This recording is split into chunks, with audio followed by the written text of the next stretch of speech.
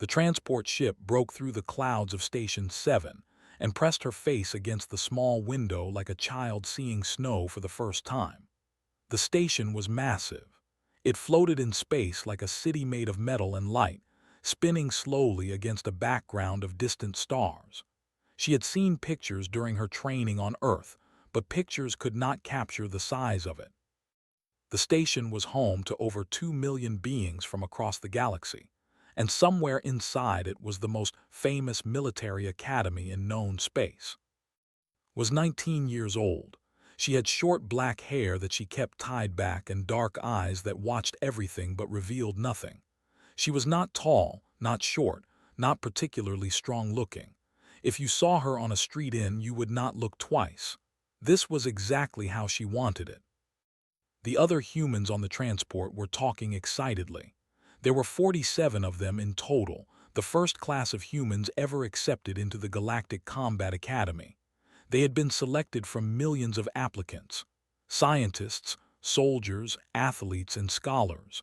The best Earth had to offer. Was none of these things. On paper, she was a physical education student from a small university. Her test scores had been average.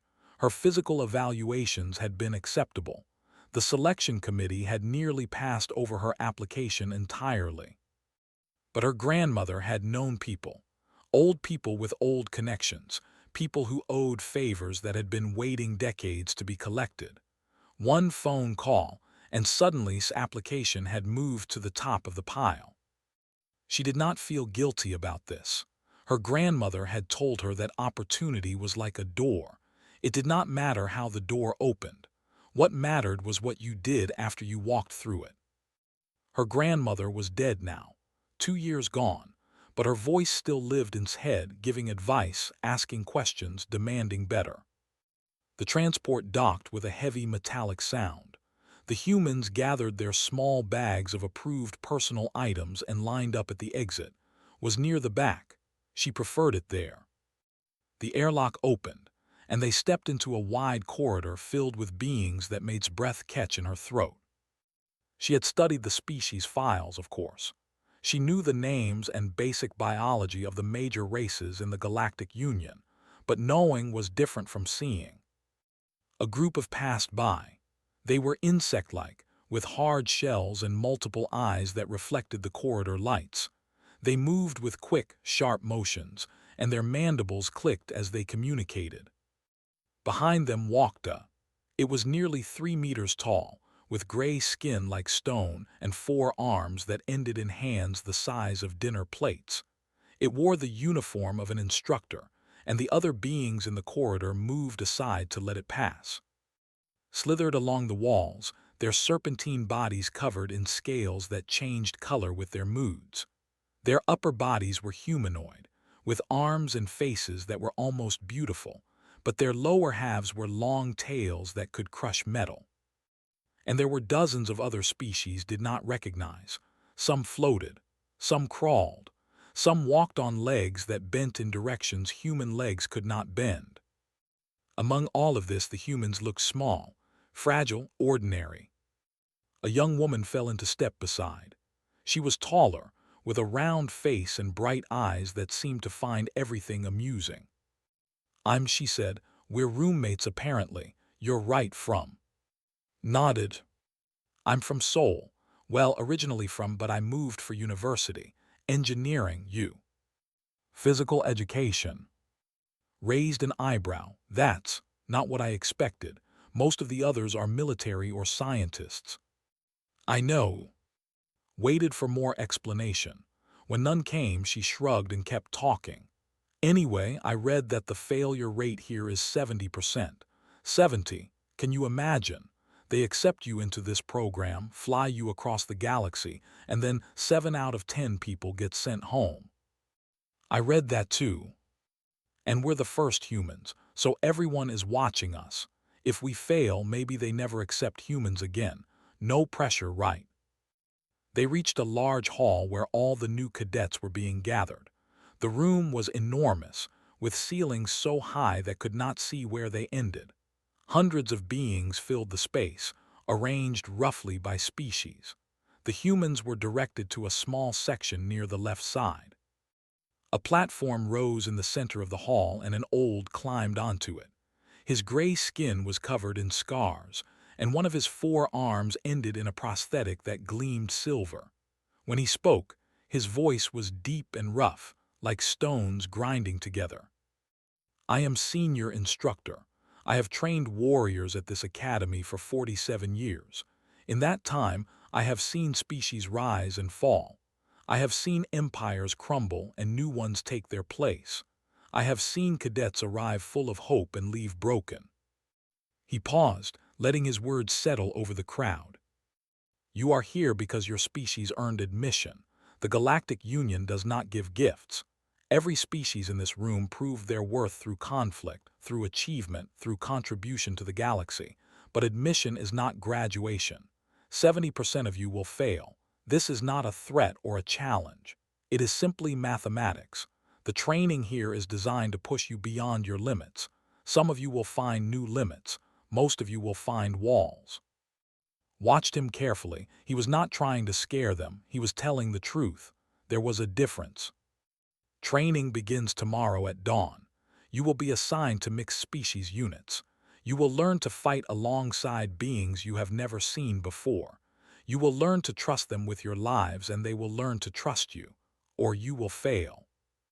He stepped down from the platform, and the assembly began to break apart.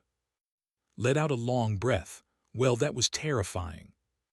Was not looking at anymore. She was looking at the far wall, where a weapons rack stretched from floor to ceiling. Hundreds of weapons hung there. Swords, spears, axes, and things she had no names for. Some were clearly designed for hands with more fingers than humans had. Some were designed for beings with no hands at all. But there near the middle she saw something familiar. Curved blades, single-edged. The shape was different from what she knew, but the basic design was the same. Swords meant for 2 hands to hold 2 blades. Her grandmother's voice whispered in her memory. They will tell you it cannot be done. They always do. And you will show them they are wrong. You always do. Smiled just slightly and followed toward their assigned quarters. The academy had no idea what was coming. 3 weeks passed. Learned to wake before the artificial dawn. She learned to eat food that tasted like nothing she had ever eaten before. She learned the names of her fellow cadets, both human and alien, and she learned which ones to avoid. She also learned to be invisible. This was not difficult. The academy was full of impressive beings. The cadets could lift weights that would crush a human.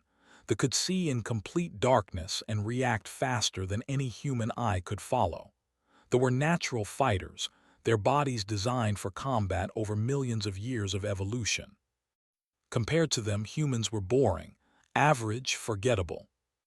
Made sure her scores reflected this. She ran fast enough to pass, but not fast enough to stand out. She fought well enough to survive training matches, but not well enough to win them. She answered questions in class correctly, but never brilliantly. Noticed. You're holding back, she said one night in their shared room. I've seen you in the mornings when you think no one is watching. You move differently. I don't know what you mean. You wake up an hour before everyone else. You go to the empty training rooms, you practice something. I followed you once. Looked at her roommate, was smart, that was the problem. What did you see? Nothing, you heard me coming and stopped, but I saw the way you were breathing, the way your feet were positioned. You were doing something. Was quiet for a long moment. Then she said, my grandmother taught me things, old things, I'm not ready to show them yet. Why not? Because my grandmother always said that you should never show your full hand until the moment is right. If you show everything you can do, people will plan for it. They will counter it. But if you wait until they think they know you, until they have made assumptions about what you are capable of, then you can surprise them. Considered this. That sounds exhausting. It is. So when will the moment be right? Did not answer. She did not know yet, but she felt it coming.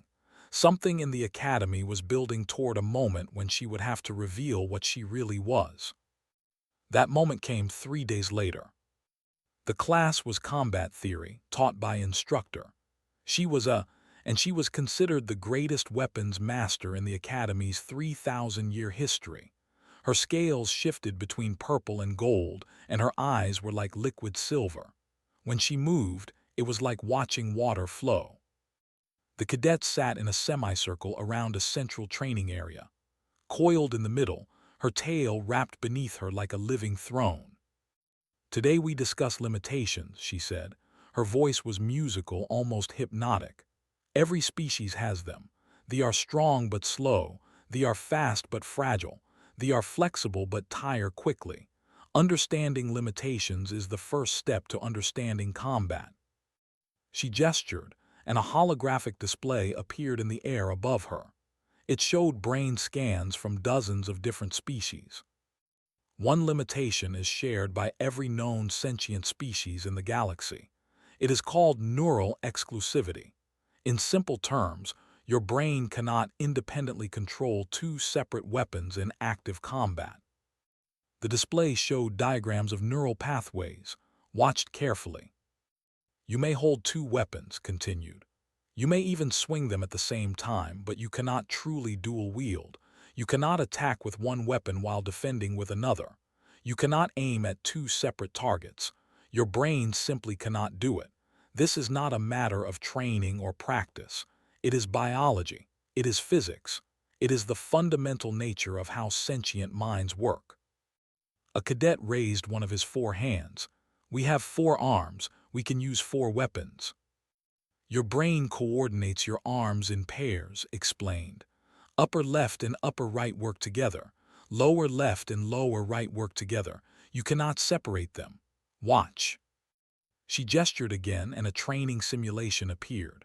A warrior fought against multiple opponents using 4 swords, but when slowed the playback, the truth became clear. The arms moved in pairs. When the upper right attacked, the upper left also attacked. When the lower left defended, the lower right also defended. "No species in recorded history has ever achieved true dual-wielding," said. "It is, quite simply, impossible." She said it with complete certainty. 3,000 years of evidence supported her. At the back of the semicircle, raised her hand. Silver eyes found her. "Yes, cadet." She checked her. "Cadet, you have a question." "Not a question, a request." The other cadets shifted slightly. Humans rarely spoke in class. They were too busy trying not to fail. "What request?" "May I see the swords?" Scales shifted slightly toward blue. Confusion. For what purpose? "To understand the lesson better." Several cadets laughed. Made a clicking sound that had learned meant amusement. His tail flicked, a gesture of condescension. "Very well, if it helps your understanding." Walked to the weapons rack. She felt every eye in the room on her. The humans looked nervous. The aliens looked bored. She selected 2 training swords. They were curved, weighted, balanced well. Not exactly what her grandmother had used, but close enough. She walked to the center of the training area and stood before. "Show us," they said, "why it cannot be done." Looked at the swords in her hands. They felt right. They felt like home. She thought of her grandmother, who had started teaching her at age 6. She thought of the thousands of hours in the inn, the wooden floor worn smooth by generations of feet. She thought of a tradition that had been passed from mother to daughter for 400 years, kept alive in secret because the world had forgotten it existed. She thought of her grandmother's last words, "Show them what we are." Looked at Instructor, at her silver eyes and her certain expression, and her 3,000 years of data. "Instructor," she said quietly, with respect, "define cannot." And then she moved. The swords became part of her body. Did not think about them. She did not plan her movements. She simply let go of everything except the flow, the rhythm, the dance that her grandmother had planted in her bones. The right blade swept upward in a defensive arc. At the exact same moment, the left blade shot forward in a strike. Two completely separate actions, two completely different purposes, happening at the same time. The training dummies around the room had sensors. When she passed close to one, it registered an attack. A screen on the wall began counting hits. 1, 2, 3. Pivoted. Now the left blade defended while the right blade attacked. She was not moving both arms together. She was moving them separately, independently, like two different people sharing one body. 5, 6, 7. She spun between two dummies, striking one with her right sword while her left sword blocked an imaginary counter from the other direction. Her feet never stopped moving. Her center stayed low. Her breathing remained steady. 10, 11, 12. The room had gone completely silent. The laughter had stopped. The clicking had stopped. Even the whispered translations between species had stopped. 15, 16, 17. Flowed through forms that had no names in any galactic language. Her grandmother had called them water and stone, moon and tide, crane and serpent.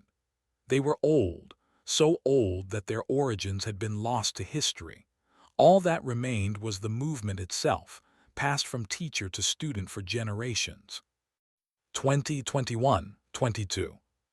Stop. His voice cut through the silence like a blade. Froze mid-motion, both swords still raised. The instructor slithered forward slowly.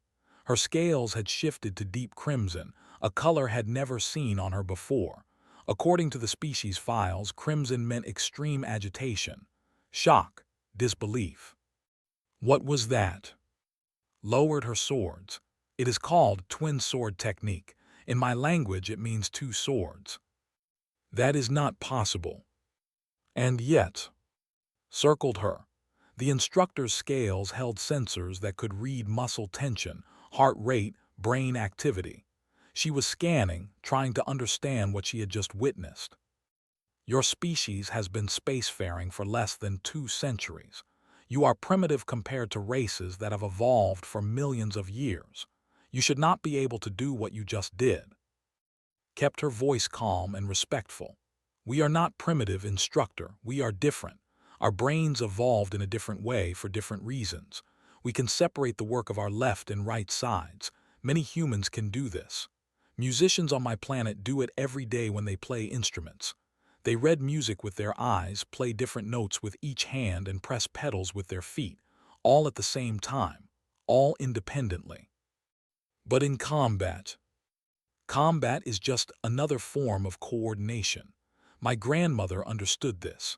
Her grandmother understood it before her. It has been passed down for 400 years in my family. The training hall had erupted into whispers. Cadets were talking rapidly in dozens of languages. Some were pulling out personal devices to record. Others were simply staring. At the entrance to the hall, senior instructor had appeared.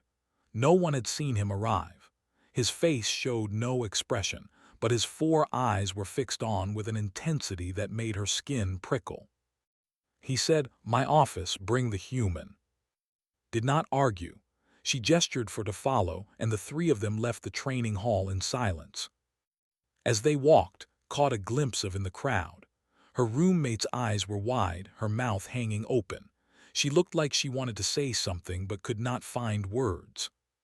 His office was not what expected. It was simple, almost bare. A desk made of some dark alien wood. A few chairs designed for different body types. A window that looked out at the stars. On the wall behind his desk hung a single weapon, a sword with a curved blade, old and worn. Designed clearly but different from the ones had seen elsewhere on the station. Older, simpler. Sat behind his desk, coiled near the window, remained standing. 3,000 years, said. His voice was quiet now, not the commanding tone he had used at orientation. This academy has trained warriors for 3,000 years. We have seen every species in the known galaxy.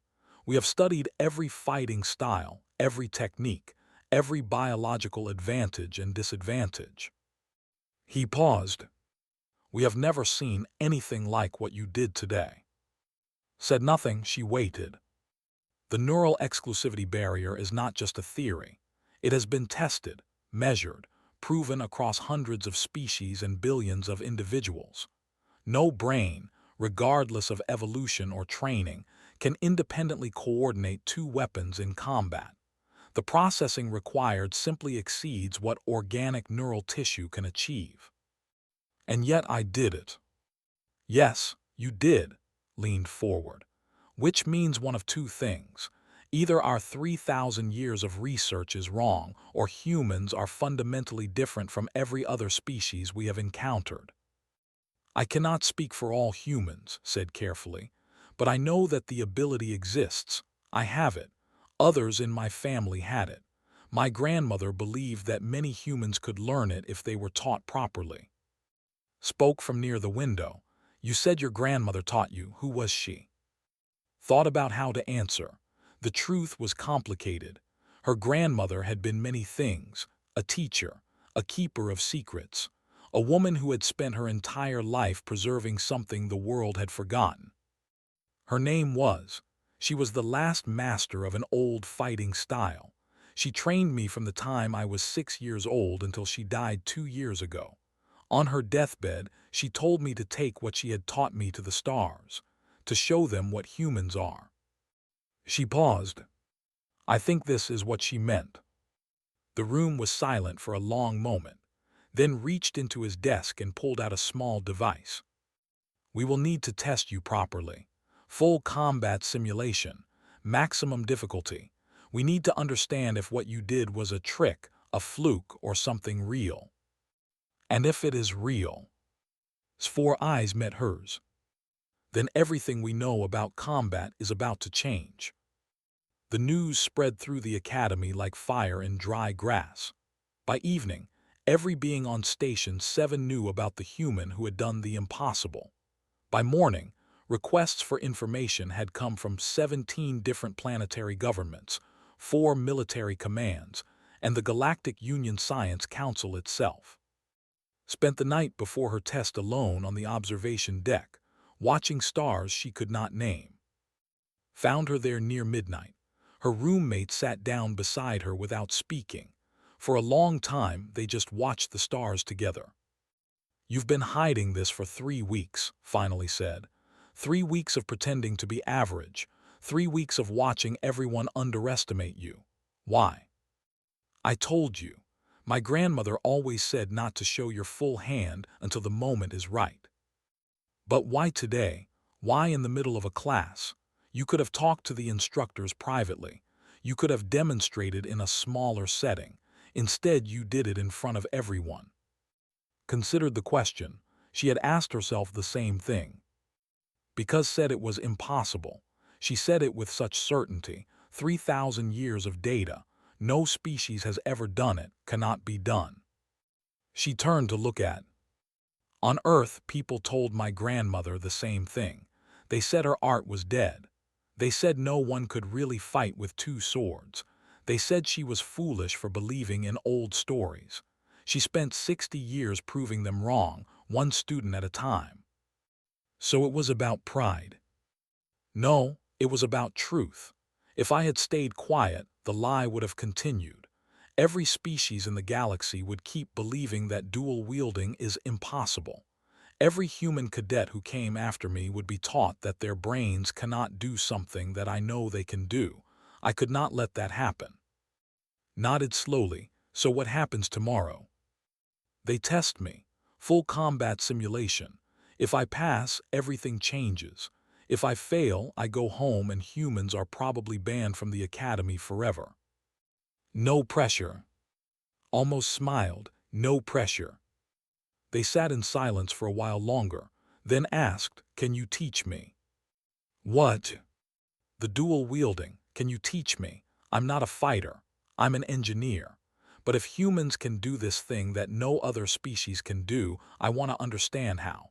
I want to know if it's something only you can do, or if it's something about our species." Thought about this. Her grandmother had always worked alone, teaching only family members, keeping the art secret. But her grandmother had also told her to show them what humans are. Perhaps that meant more than just demonstrating the ability. Perhaps it meant sharing it.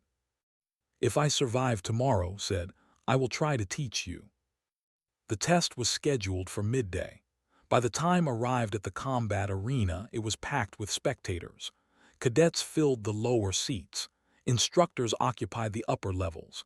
And in a special section near the top, she saw beings she did not recognize wearing uniforms she did not know. Government officials, probably. Maybe military commanders. All of them had come to see if the impossible was real. The combat arena was circular, about 50 meters across. The floor was smooth metal, designed to provide equal footing for any species. Around the edges, weapon racks held every type of blade, staff, and fighting implement known to the galaxy. Stood in the center, waiting for her. "The test is simple," he said, his voice amplified so the entire arena could hear. "You will face our advanced combat simulation, training drones that attack, defend, and adapt. The difficulty will increase until you fail. And if I don't fail, then we will have to recalculate our understanding of what is possible." He stepped back and walked to the weapons rack. She selected 2 swords, curved and balanced, similar to the ones she had used the day before. The weight felt good in her hands. The grips settled into her palms like they belonged there. She walked to the center of the arena and took her stance. Left foot forward, right foot back, both blades raised, ready. In the stands was watching. All 47 human cadets were watching. The entire galaxy was watching. Closed her eyes, she thought of her grandmother. 2 years ago, on a hospital bed had pressed something into her hands. A worn leather journal, its pages filled with drawings and notes in Old Korean. The journal contained 400 years of knowledge, passed from mother to daughter, preserved in secret through wars and occupations and modernization.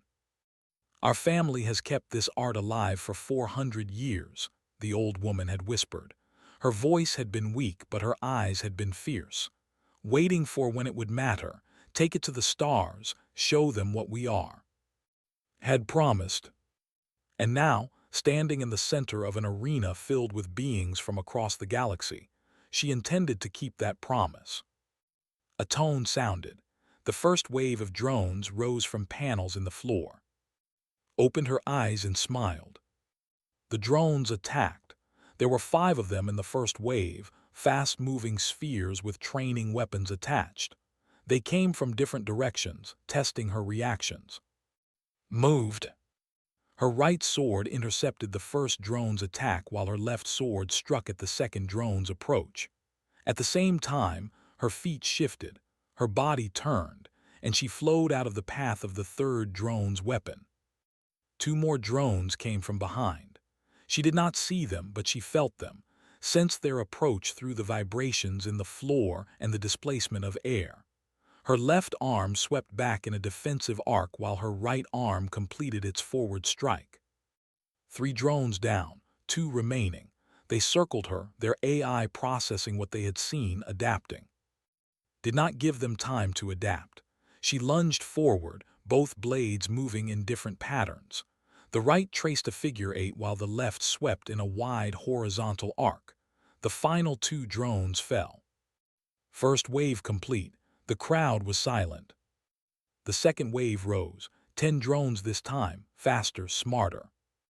Breathed out, let her mind go quiet and became the dance. The second wave fell in 43 seconds, moved through the drones like wind through leaves, her twin blades singing through the air. Right attacked while left defended. Left attacked while right blocked. She was not fighting 2 battles at once. She was fighting 1 battle with 2 weapons, each hand knowing exactly what it needed to do without consulting the other. The third wave brought 20 drones. They were faster now, their attacks coordinated, their patterns designed to overwhelm. A warrior would have used all 4 arms to try to keep up. A would have relied on speed and flexibility. A would have used its enhanced reflexes. Did something none of them could do. She created two separate zones of control around herself, one for each blade. Anything that entered the left zone met the left sword. Anything that entered the right zone met the right sword. And because her brain could manage both zones independently, nothing got through. 20 drones, 37 seconds. The crowd was making sounds now. Not words, just sounds. Gasps, clicks, hisses. The universal language of beings who were seeing something they could not explain. The fourth wave rose. 30 drones. They came from above, below, every angle. The simulation was pushing beyond its standard parameters now, the AI trying to find its limit. She stopped thinking entirely. Her grandmother had taught her this, the state beyond thought, where the body knew what to do and the mind simply watched. In Korean, it was called mushin. No mind. In combat, it was the only way to survive when everything was happening too fast for conscious thought. Her swords became blurs. She moved in spirals, in circles, in patterns that had no names. The drones fell around her like rain, their training weapons unable to touch her. 30 drones, 51 seconds. The fifth wave began to rise, and then something happened that had never happened in the Academy's 3,000-year history. The simulation crashed. The lights flickered. The remaining drones fell to the floor dead. The weapon systems shut down. For a moment, the entire arena was dark and silent. Then the backup power kicked in, and found herself standing alone in the center of the arena, both swords still raised, breathing hard but unharmed. She had broken the simulation, not by failing, but by succeeding too well. The system had been designed to push cadets until they reached their limits. It had no programming for what to do when a cadet had no limits it could find. The silence stretched for 3 heartbeats, 4, 5. Then a cadet in the front row stood up and slammed all 4 of his fists together. It was how his species showed approval. The sound echoed through the arena like thunder. Another joined him. Then a group began a hissing sound that meant admiration. The clicked rapidly. Species did not know made sounds she could not interpret, but the meaning was clear. The entire arena was applauding. Thousands of beings from across the galaxy acknowledging what they had seen. The impossible made possible. Lowered her swords. Her arms were shaking. Her legs felt weak. But she stood straight and let the sound wash over her. In the upper seats, she saw with tears running down her face. She saw the other human cadets, 47 people who had traveled further from home than any human before them, looking at her like she had just changed everything. Maybe she had.